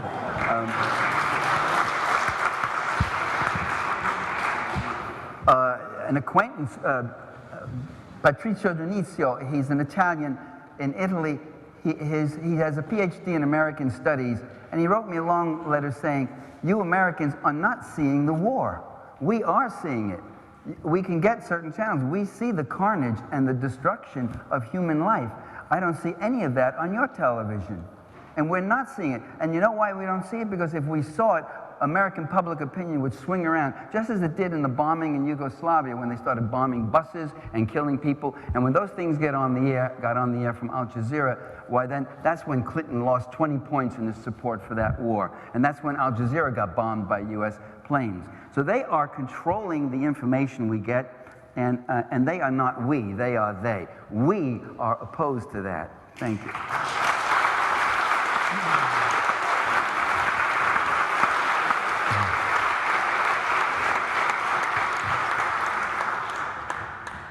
Hello. This question is for Mr. Hitchens. Even if the justifications, the independent... Wait, could I get some clarification? I thought the agreement was that with every question, each of us would have a chance to make some response. I thought so too. So when you pose the question, the implication is only one person is going to respond, and then I feel like I'm crashing the gate to get my word in. Okay, We can read Wow. I can... Readdress. This is addressed to both... Or it is kind of addressed to Mr. Hitchens, but you can certainly respond. Of course, independently, it seems like a very it makes a lot of sense that we would want to take out a horrible, brutal dictator to Saddam Hussein, and that ideally we'd want to bring a better state of affairs, a better kind of government to the Iraqi people. This seems to make sense independently, but what reason do we have to believe that the current administration, what reason do we have to trust that they are genuinely seeking democracy in Iraq? Dr. Parenti problematized the idea that we went in there with the idea of holding elections and creating a democratic Iraq from the beginning, and we certainly didn't do those things in the past. When we were fighting the Soviet Union, we supported dictators. Why would we change our attitude now? We're facing a similar existential threat, the way that you portray it. Yeah, it's because I would phrase it like this. It's because we're at a point which some historians would call a conjuncture, and where there's an opportunity at any rate, which I've long urged it to seize, for the United States to get itself on the right side of history. I don't want to sound too Hegelian, but this has always been my argument for regime change in Iraq. The need to alter the balance of power and forces in the region, which became a lot more evident to people, I think, after the events of September the 11th, was clear enough, I think, before. It might be awful to have the oil resources of the region dominated by American monopolies, perhaps, but it's a good deal better than having Saddam Hussein threatening to set them on fire, as he did, in fact, do when he left Kuwait, and as he threatened to do with Saudi Arabia, to take down the system and to launch an ecologically catastrophic conflagration. The keystone state in this region, this rotten arch of dictatorship and theocracy, was Iraq. If you take it out, you immediately alter the situation in the Wahhabi despotism of Saudi Arabia and the crumbling Shia theocracy of Iran. As it happens, you might be justified in doing that anyway if all you cared about was the oil, for example, or the natural gas, or all you cared about was the military threat. But as it so happens, we're in a good position to know that in Iraq, in Saudi Arabia, and in Iran, and in Syria and neighboring countries, there are a vast number of people whose opinion has not been asked yet by their governments, who are fed up, to say the very least. We knew that the large majority of Iraqis would greet this as an emancipation, as, don't let anyone tell you different, they did. I saw it with my own eyes, and you can now see it with yours. The same will be true in Iran when that goes, and as I've already said to you, the same is already true of the stirrings in Saudi Arabia, among particularly the Shia proletariat and Saudi women. So we are cutting with the grain in two senses. One is we're putting an end to a long period of despotism and stagnation, which had taken a threatening form, because failed states become rogue states rather quickly, if they haven't become already, and rogue states always become failed states. I mean, what makes Michael think that Iraq wasn't privatized already, I don't know. Everything in Iraq was the private property of the Saddam Hussein family. It was already privatized, and every citizen was the property of his state. But not only, in other words, are we on the right side of history in that way, but we know that there are many people yearning for it to happen, and that thus we are releasing forces that we don't know we can control. That's why I say there's something noble about the enterprise. That's why George Bush and Henry Kissinger and General Scowcroft and the rest and Pat Buchanan are against it, because they fear the release of popular forces in this region. To take the chance that this will be positive, I think, is noble, and I hope I don't sound naive by saying so, but it's really naive to think that there's any future in the status quo. And if ever a status quo needed to be made war on, this was the one. So. Well, on the right side of history, I really think you should take into account, besides the things he's saying, Chris was saying, I think you should also take into account the feelings of the Iraqi people. To be sure, given the kind of rule that Saddam Hussein, CIA, US supported rule for 20 years or more, there were many people who welcomed his overthrow. But there are also many of them will now testify, we welcomed his overthrow, but we want you out. We don't welcome what's happened. It's worse, it's horrible. Just look at the April 10 issue of the Washington Post. It was a report on the April 9 massive demonstrations, some of the largest demonstrations since '58 that went on. Shia demonstrations, right. But quote after quote, this is the Washington Post. This is the Washington Post. Quote after quote through the whole article. I've got the thing, and of course it's sitting very securely in my hotel room. I should have had it here. Quote after quote saying, we want you out. We don't want you here. Leave us alone. We'll settle our own affairs. I mean, those are paraphrases. In fact, I do have the article right here. Let me just... No, no to the Americans, the crowd shouted. Yes, yes to Islam. Great. When will they be able to secure the country to bring us electricity, water, health services, and schools? 2 years of occupation and things are worse. One banner reads, leave our land, we want to govern ourselves by ourselves. Another banner reads, Force the occupiers out of our country. Yes for Islam, yes for Iraq. No to the occupation, no to terrorism.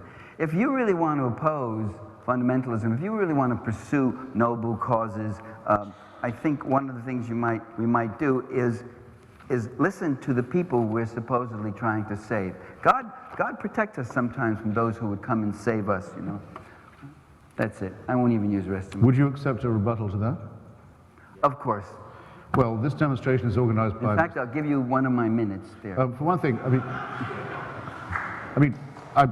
it's my hometown newspaper. I'm not particularly impressed by the quotes in it, but they're all correct. And as you could tell, even as you read them out, these are the slogans of Muqtada Sadr's organization. Mr. Sadr's organization won, I think, 2 seats in the assembly. No, it's Sistani. No, this is not Sistani. It was Mr. Muqtada Sadr's demonstration. If you have the post, it'll say so. Perhaps you should have told them that. You can tell that from the slogans anyway. Mr. Sistani does not demand the withdrawal of American forces from Iran. Mr. Sadr, who does, has a small group of supporters in the parliament. Okay, you're absolutely right. It's El Sadr. Well, Mr. Sadr, I'm sorry to say, is also wanted for the murder of a very senior Shia Imam al-Khoyi, who shot down and knifed outside his place of worship in Najaf.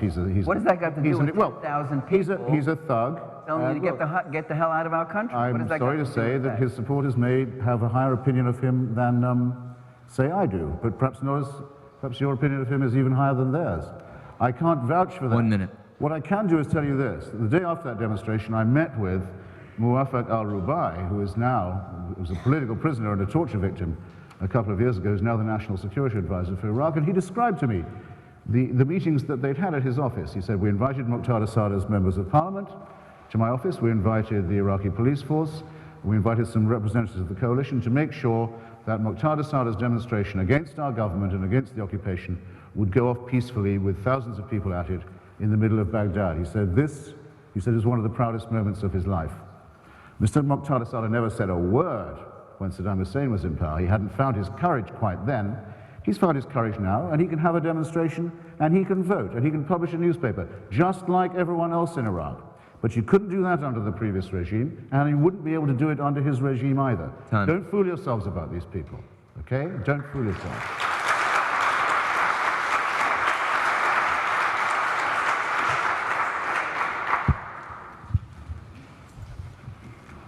Mr. Hitchens laid out 4 conditions whose violation would justify intervention, and I wonder, Dr. Parenti, whether you also have a set of principles whose violation would justify intervention by other countries, and secondly, Mr. Hitchens, whether you believe that whenever a ruler violates those 4 conditions, intervention is justified, even mandated, and for both speakers, whether, to what degree you believe international agreement is necessary for intervention. Well, the people who do these interventions do not represent the interests of the American people or of the people of the countries they intervene in. I mean, do you really think that Bush Sr. and Clinton after him went into Somalia because they suddenly were so seized by a concern for the welfare of the Somalian people? When there was famine going on in about 8 or 9 African countries, I mean really serious famine. Do you really think that they're suddenly so concerned about tyranny in country A or B when in fact they make alliances and give support to the likes of Pinochet and Fujimori and Marcos in the Philippines, Fujimori in Peru, Pinochet in Chile, people of this caliber, murderers of all sorts, and then in bed with tyrants and dictators all along, and then suddenly saying, we're going to engage in a noble enterprise and bring freedom and pluralism to this country or that country, Iraq, which just happens to have a lot of oil and is troublesome in the Middle East. The U.S. is busy building a global empire. You know, for decades, what's happened is that terrorism is now being used as the way it's the new world communist menace. We used to hear about the world communist menace, and now it's terrorism, and it's the jihad that's now being used. For decades, we heard that we had to maintain massive military bases all over the world because the Soviet Union was an implacable enemy, relentless, was coming upon us, and this is why we needed these huge military budgets, and this is why we needed hundreds of military bases all over. And there were some of us who said, no, that's not the reason. That if the Soviet Union were to disappear, never thinking that it was going to disappear, but when it disappeared, the US would still have these military bases all over the world. Now that position we took was untestable. We could not prove it.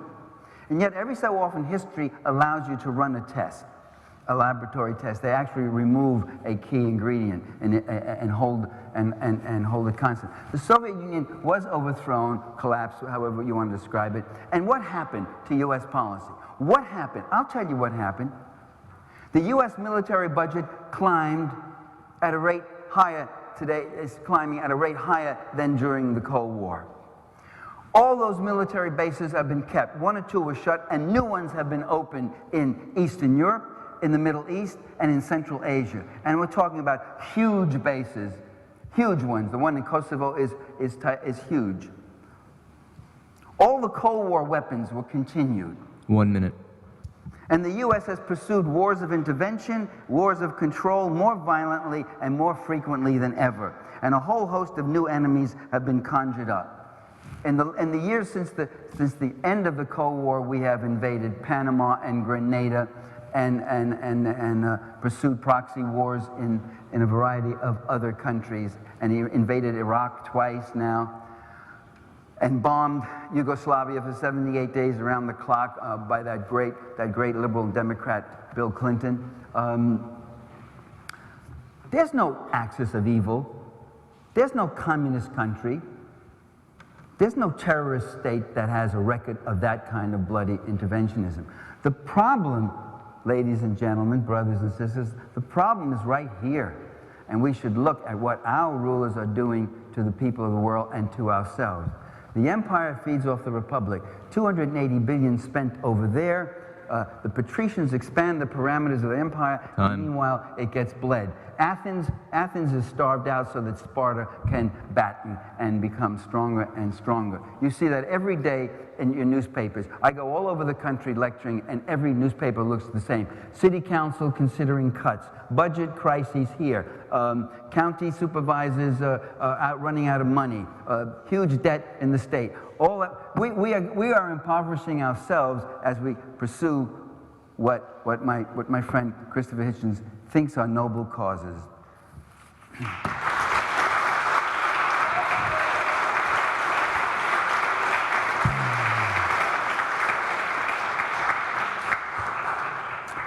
Well, perhaps you thought it was a boring question, but you slightly excused yourself from asking yourself or answering the question about the four conditions. You asked me, sir, to say whether I thought those four conditions all applied all the time. And I think that they probably do not, in that, for example, a country that was accused of harboring a terrorist group might respond quickly to United Nations sanctions or to a resolution of warning or admonition.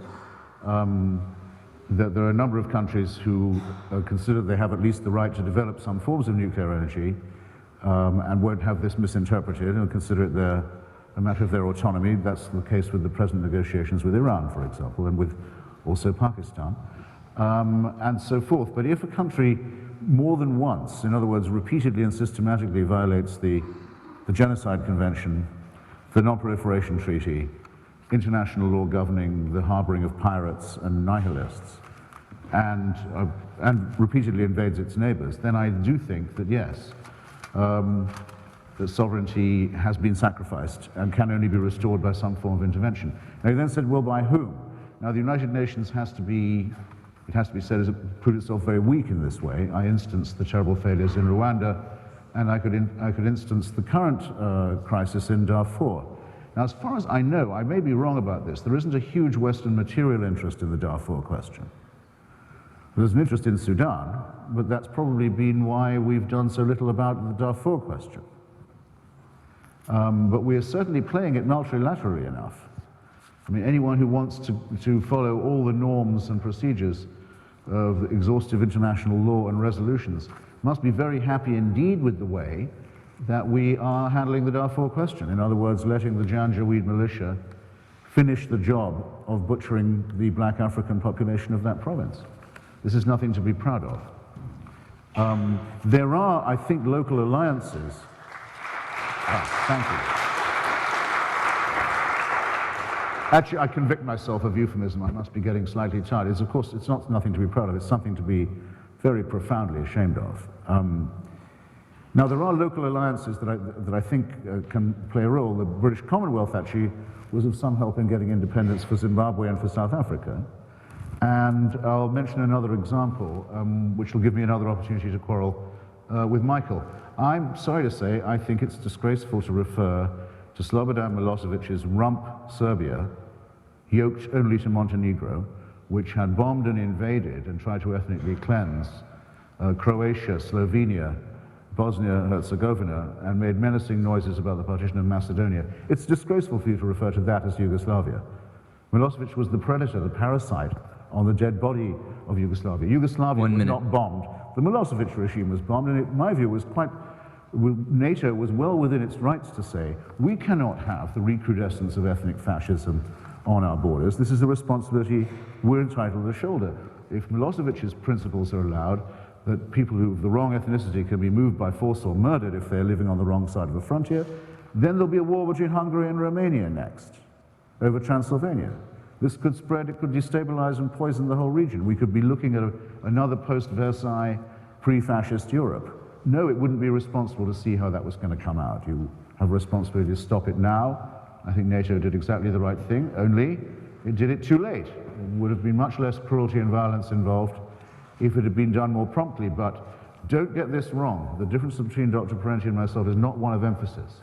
As you've heard him say, he has some kind things to say about the ancien regime of the Ba'ath Party and the Serbian Socialist Party, and some, struck me, somewhat nostalgic things to say about the doomed regime of Brezhnevism in Eastern Europe. This is a difference we would have had even when we were, if not in the same pew, at least in the same congregation.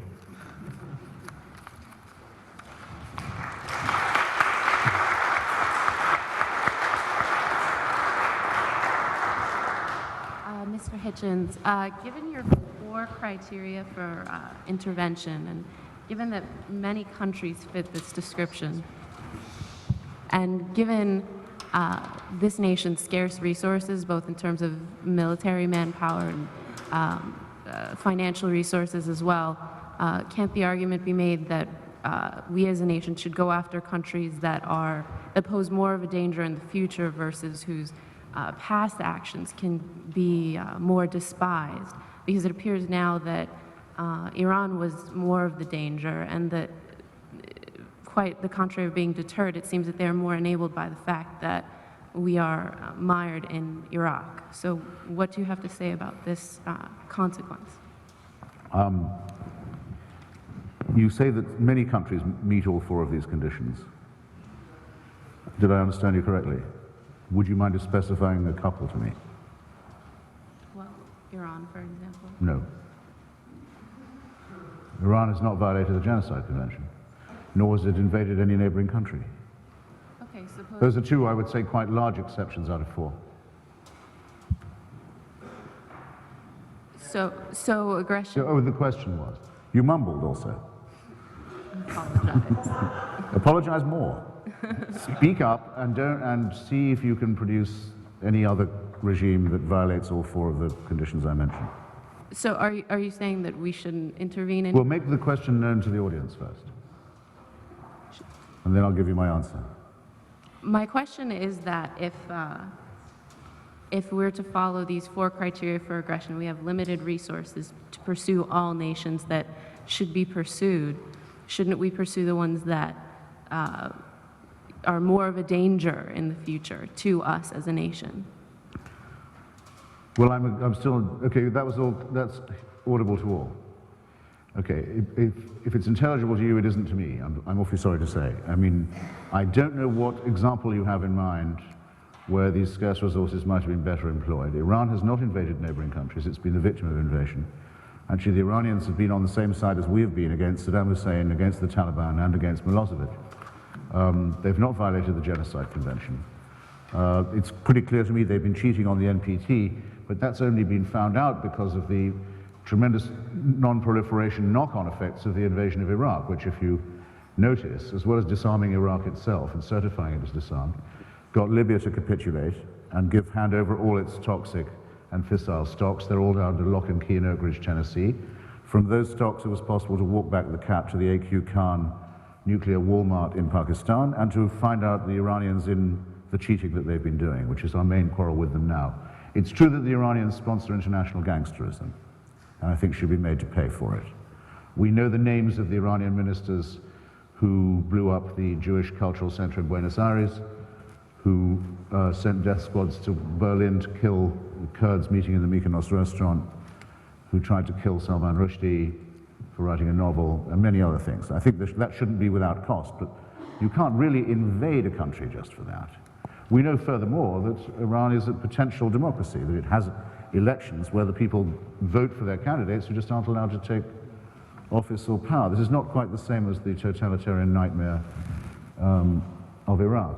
So I'm sorry, I can't see the force of your question, and even if there were some more and better examples, it doesn't seem to me that there would be any case for exempting Saddam Hussein from the judgment that must fall on a government that is a serial violator on these four crucial questions. I don't set up criterion and decide which countries we could intervene and invade and which countries we shouldn't and how we should do it. Because what I've argued, my burden of my argument tonight has been that we have, that the U.S., first of all, we aren't operative. It isn't we, it's these U.S. rulers, and they don't represent our interests no more than they represent the interests of these countries. They are not motivated by Mr. Hitchens' four criteria. They're motivated by interests that have been long-standing. They have invaded about 80, they have intervened in about 80 or 90 different countries around the world. In Africa alone, about 50 countries, there's only 53 on the whole continent, 50 countries have received U.S. military aid. The U.S. has supported about 11 major wars in Africa over the last 30 years and consistently doing that. About 7 million people have died in Africa. It's one of the most war-torn continents in the world because of U.S. interventions. And to sit there with a presumption and say, well, who should we invade? Who should we invade? Who should we not? No, Iran maybe qualifies for one of those criteria, but not the other three, or maybe none of them at all. And to do that kind of game is to overlook, really, the huge picture and the terrible crimes that have been perpetrated. And the more war-ravaged Africa is, and Africa is a very valuable country. We get about 70% of all major minerals from Africa, from cobalt to chromium to manganese to any bunch of all sorts of other things, gold. To not see that the more war-ravaged these countries become, the more torn apart they are by U.S. interventions in part. It's not the only, I'm not saying that's the only factor. The poorer they are and the more willing and ready they are to sell their resources and their labor at pitiful prices. And that's the goal. The goal is to keep the world poor. The more hungry, the more impoverished you are, the harder you will work for less and less. And that's the goal of this administration, the reactionaries in this administration today. The reactionaries, they're not conservatives. A conservative is somebody who resists any kind of egalitarian changes because he wants to maintain his particular privileges. These people aren't resisting change. They are vigorously pursuing changes. They are reactionaries. Their goal is to get us back to 1900. Why do you think that Americans don't work for 17 cents an hour the way people do in Haiti or Indonesia? Is it because we're so much more self-respecting? No, it's because we have reached a stage of historical struggle where we don't have to do that, and the goal is to get us back. In 1900, the United States was a third world country, half a century before the term had been invented. We had typhoid epidemics in the eastern cities. We had mass underemployment. We had hardly any public education to speak of. There were almost no human services. The human services consisted of a soup kitchen in the back of some church, maybe, Salvation Army or something like that. And people did work for subsistence wages. And that's where they'd like to get us back. Not just the Africans, not just the Middle East, not just any place else. The goal is a class victory. The goal is to get you working harder and harder for less and less, which means more for them. To get rid of these bad habits of you thinking you have a right to a paid vacation, to job security, to health care, to environmental protection, all that stuff. All the money spent on those stupid things is one less dollar that goes into my pocket. And so the goal is to make the world safe for the Fortune 500. Not just economic plunder and money as such, but it's a whole class, society, and system. And 1 minute. One.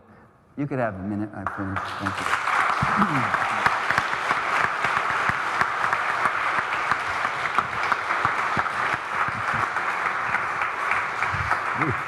you. Okay, well, as we are running a little bit long, I think we're going to try and bring this debate to some sort of a conclusion, as much of a conclusion as we possibly can.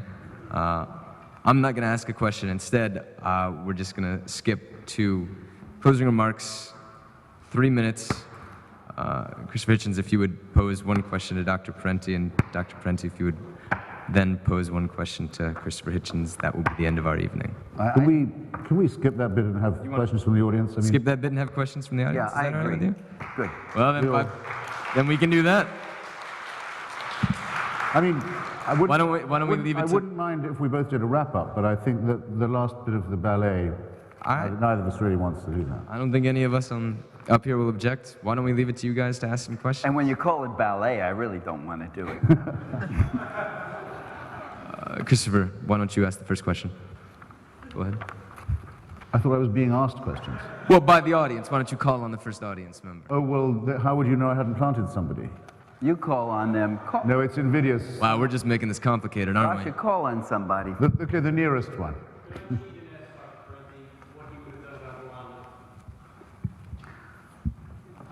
Well, I certainly would have done something. Nothing was done about Rwanda. The question was, what would he have done about? What would I have done about Rwanda? I certainly would have tried to get together a multinational peace force to stop the massacre and slaughter, definitely. And then I would have gotten out. I wouldn't have tried to. I wouldn't have bombed. I tell you what I wouldn't have done. I wouldn't have bombed the whole country, and I wouldn't have made a massive invasion, and I wouldn't have stayed there for 2 years, declared victory, and talk about our noble cause. That's all I'm going to say. Dr. Parenti, you want to... why don't I just call on people? Yes. Call on. Why don't you? Okay. If you see a Go ahead, the fourth row, yeah. You point into yourself. Knock yourself out.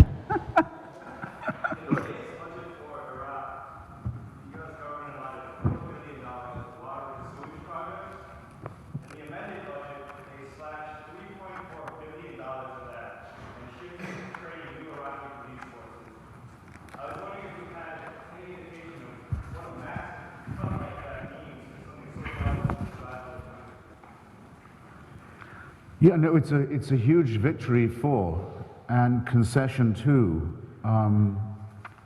the Ba'athist Al-Qaeda alliance, and I think it shouldn't have been made in its present form. There was a heartbreaking story in the New York Times, I think, yesterday or the day before, on the front.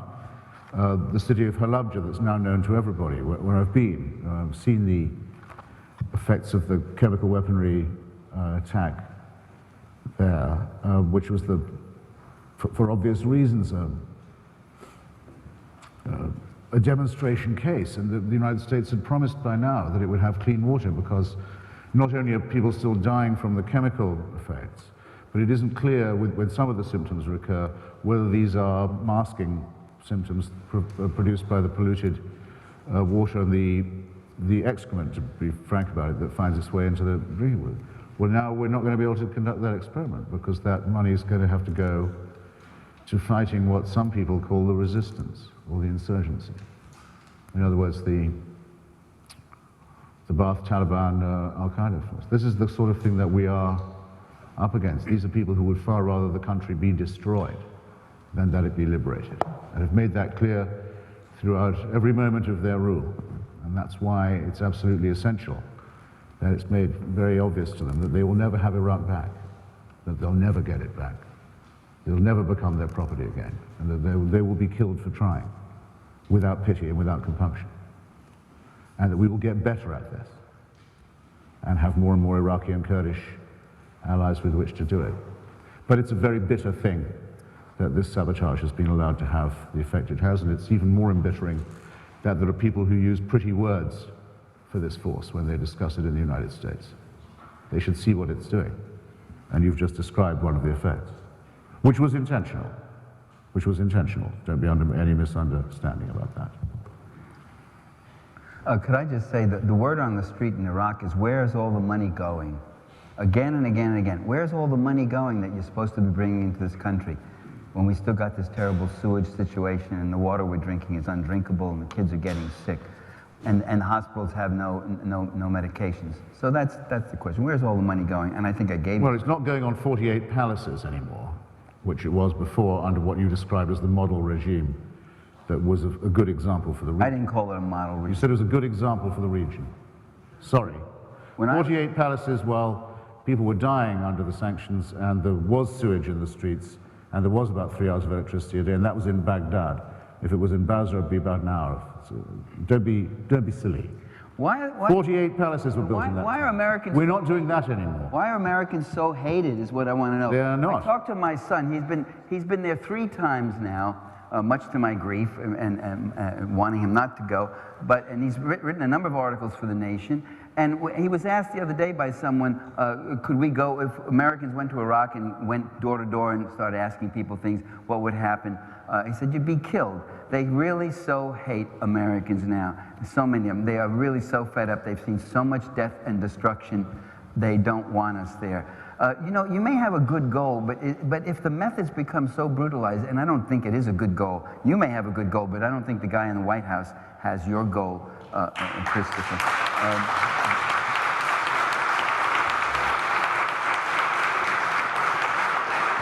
If the methods are so destructive, they destroy whatever your intentions might have been. We lived through all through this in Vietnam, you know. Again and again, noble professions about the horrors of communism and how we're saving these people from it and how well-intentioned, and meanwhile destroying that country and destroying its future. And then we also heard, well, you can't just get up and get out now. Yes, you can. Let me tell you what happens if you got up and got out. Life would immediately begin to improve. The next day there would be less killings, no houses would be bombed, and the people would begin to repair themselves. Why do you clap now? Clap that. Clap, go on, clap that. You don't have Bloody to. Hell. Look, Christopher, You've clapped everything else. Why not clap that? You can bait me. You don't have to. Good grief. Gentlemen. Where's your clapping gone? You heard it. You heard it. I think we're all getting a little cranky. Why don't we have 2 more Put your questions? little hands together. 2 more questions. It's getting late. Okay, it's Okay, getting you late. live to hear it. Is there anybody upstairs? Because I feel like, yeah, let's have somebody from upstairs. Go ahead. Assuming it really is our strategic, our interest to be there, at what point, or is there a point where whatever, all the American deaths, all the Iraqi deaths, all the carnage renders, whatever strategic gain we would gain, renders it immoral? It's time, because you said our, that I answered both you and Michael about this point. Because I agree with him that one must be careful about saying our and we, especially where a state or a superpower is involved. And there is a lot of concern about the United States becoming a unipolar or hyperpower empire. But I just feel that that concern has to be qualified a little bit. In the actual world, the alternative superpowers or potential coalitions of superpower are Vladimir Putin's Russia, the liberator of Chechnya, the mafia state, combining probably now in its form the worst of capitalism and the worst of collectivism in its politics and its society. Aggressive repressive, racist, and bigoted state, corrupt and bankrupt. China, which actually is sucking all the spare capacity out of the Asian market and beggaring what used to be garment industries in, for example, Sri Lanka. China will now outbid and undercut any market with its mass dumping strategy, and is not by any means a democracy, and threatens both Vietnam and Taiwan while occupying Tibet, or perhaps some coalition of European Union countries. Let's take, for example, Mr. Chirac, who bombs French colonies in West Africa, including in Central Africa too, because he supported the intervention on the side of the genocide in Rwanda, uses force in West Africa every day without consulting the United Nations, conducts open-air nuclear tests in the Pacific and represses the Polynesians who campaign for it, has had to run for his own presidency in order to preserve his immunity from prosecution on very grave charges of corruption, which I am convinced, if investigated, would explain why he always had Uday and Qusay Hussein for holidays as his personal guest. These are the choices we have, and we have to be realistic about them. That's on the question of our interests. If you say, at what point would the cost in Iraq become too great, I would say that no such point could possibly arise. The battle's been opened now in the region. We know that there are democratic forces who have been released and are beginning to burgeon and show themselves from Beirut to Cairo. Tomorrow it will be Tehran. We've taken our side with them. Others are neutral. Others have taken their side with the forces of totalitarianism or jihadism. Those forces cannot be allowed to triumph at any cost. And it's not just a duty to destroy them, but in some ways rather a pleasure.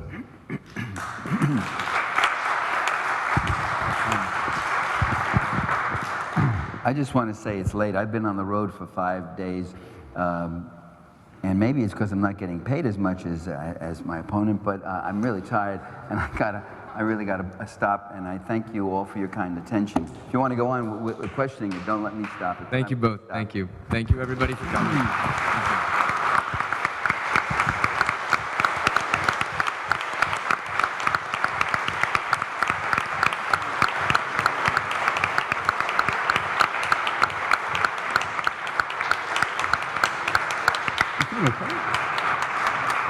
Are you okay?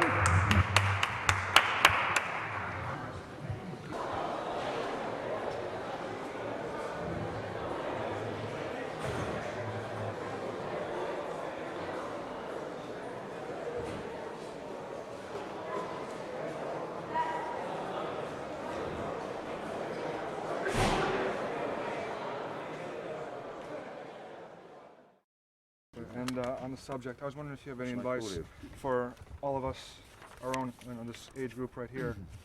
What's the best advice you could give us right here? Standing? Get over this Michael Moorishness that seems to be around. Yes. I really would. Would not waste another day on any of that.